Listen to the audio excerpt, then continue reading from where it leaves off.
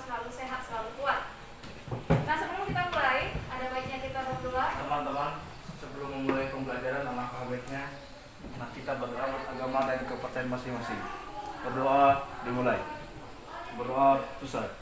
Kehadiran dulu. Bukan satu-satu namanya. Hadir dulu. Sigit. Iya. Sinta.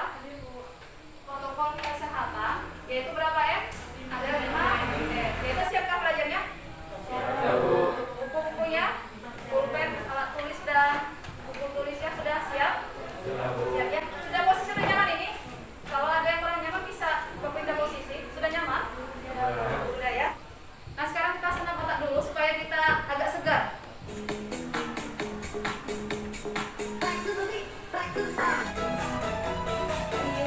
Fokus ya.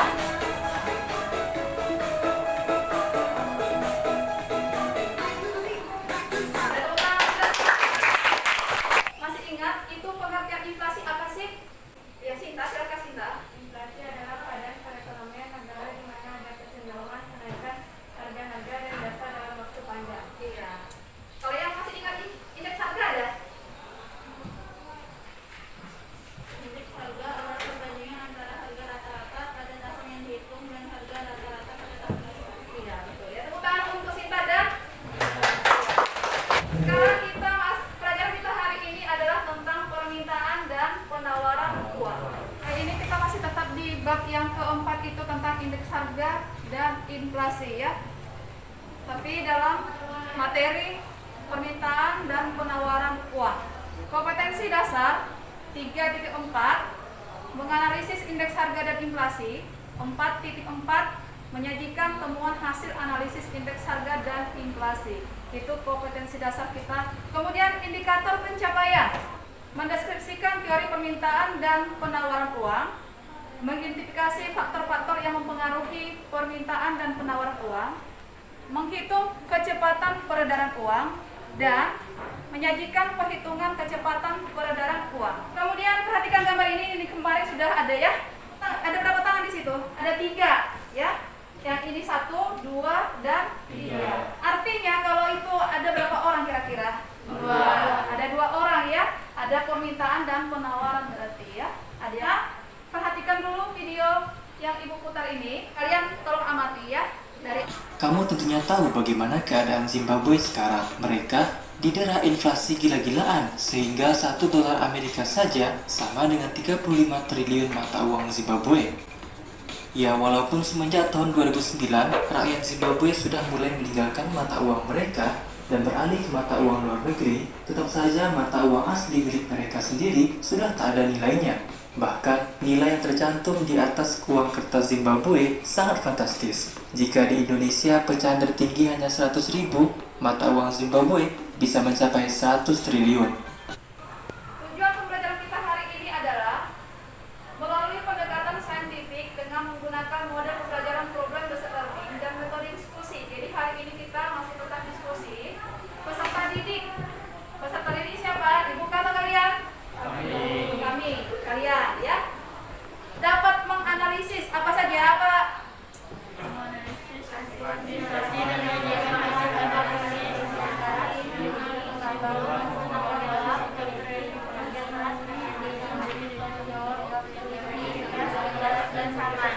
Kemudian inflasi juga sudah kita pelajari. Kemudian kita masuk yang ketiganya yaitu permintaan uang dan penawaran uang. Si kelompok ya ibu-ibu sekalian ada 16 orang, 17 orang harusnya karena tidak hadir 1 jadi 16 orang. Ibu bagi menjadi 5 kelompok.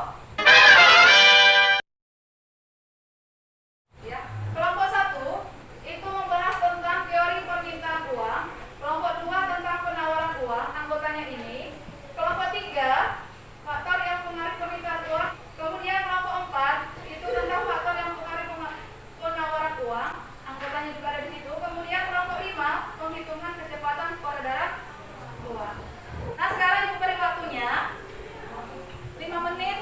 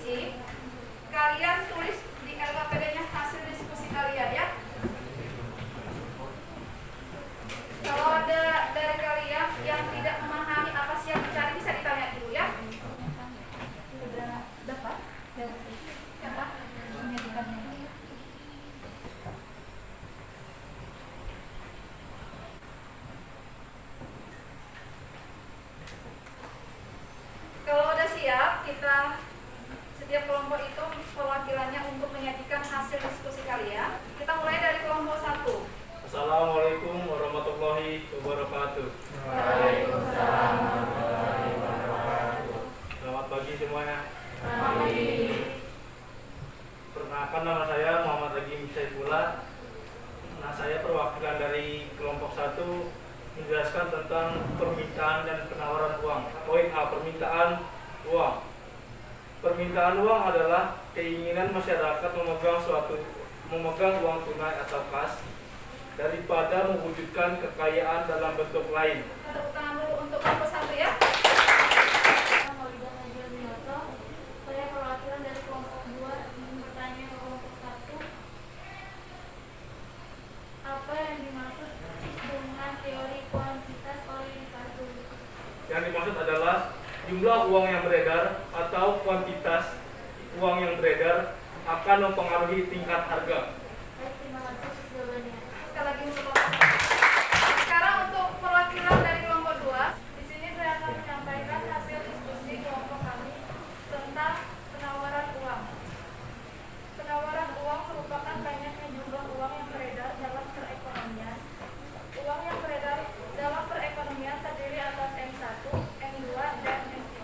Sekian penjelasan tentang penawaran uang dari kelompok kami. Yang ingin saya tanyakan, mengapa dalam teori penawaran uang modern lembaga keuangan ikut menentukan jumlah uang beredar?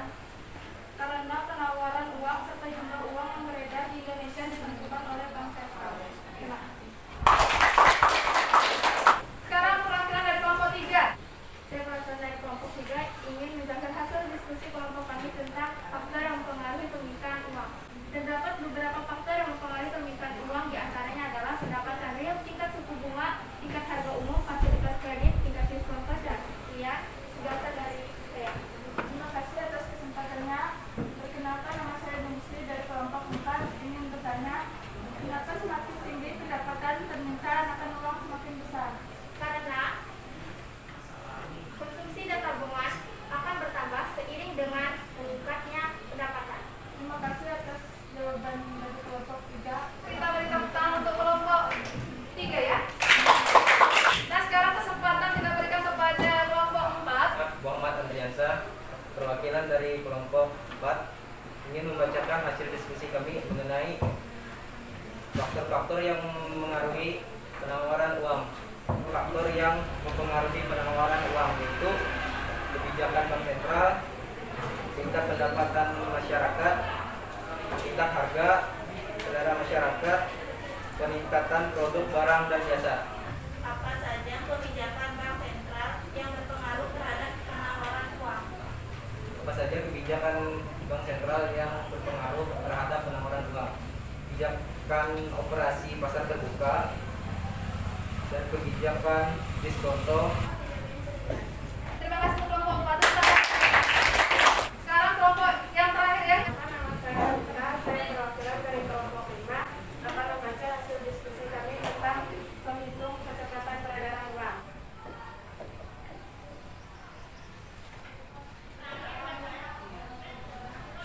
Sekian hasil diskusi kami. Dari kelompok 1,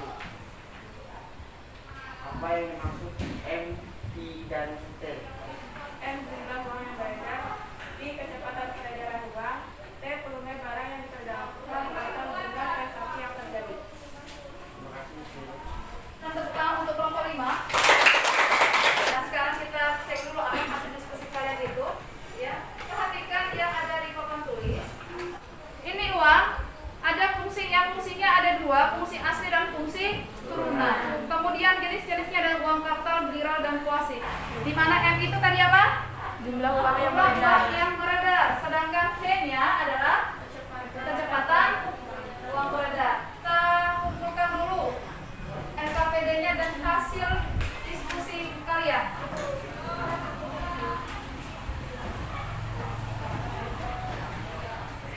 Sekarang boleh dibuka HP-nya. Kalian buka link yang ibu kirim lewat WA group. Pertanyaannya, kamu silakan jawab ya.